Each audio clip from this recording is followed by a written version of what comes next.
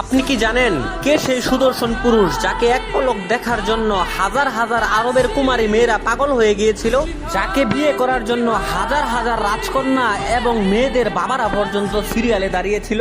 হ্যাঁ, তিনি আর কেউ নন, তিনি হচ্ছেন আমাদের প্রিয় নবী হযরত মুহাম্মদ সাল্লাল্লাহু আলাইহি ওয়াসাল্লামের পিতা হযরত আব্দুল্লাহ রাদিয়াল্লাহু তাআলা আনহু। তার কপালে এক অলৌকিক নূর বা জ্যোতি চমকাতো, যা দেখে মক্কার সম্ভ্রান্ত পরিবারের মেয়েরা তার প্রেমে মুগ্ধ হয়ে যেত।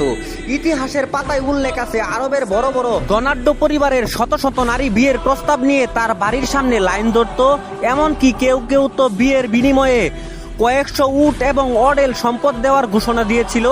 কিন্তু সেই নূর বা জ্যোতি কেবল একজনের জন্যই নির্ধারিত ছিল। শত হাজার নারীর স্বপ্ন ভেঙে দিয়ে আল্লাহ তাআলা সেই পবিত্র আমানতের জন্য বেছে নিয়েছিলেন বিবি আমিনাকে। আমাদের প্রিয় নবী হযরত মুহাম্মদ সাল্লাল্লাহু আলাইহি সাল্লামের পিতাকে দেখে যেখানে আরবের লক্ষ লক্ষ নারীরা পাগল হয়ে গিয়েছিল, সেখানে আমাদের প্রিয় নবী হযরত মুহাম্মদ সাল্লাল্লাহু আলাইহি সাল্লামের চেহারা কত সুন্দর হতে পারে তুমি কি কল্পনা করতে পারো? তুমি যদি আমাদের প্রাণের নবী হযরত মুহাম্মদ সাল্লাল্লাহু আলাইহি সাল্লামকে ভালোবাসো, তাহলে কমেন্টে লিখো আই লাভ মুহাম্মদ এবং চ্যানেলটি সাবস্ক্রাইব করো।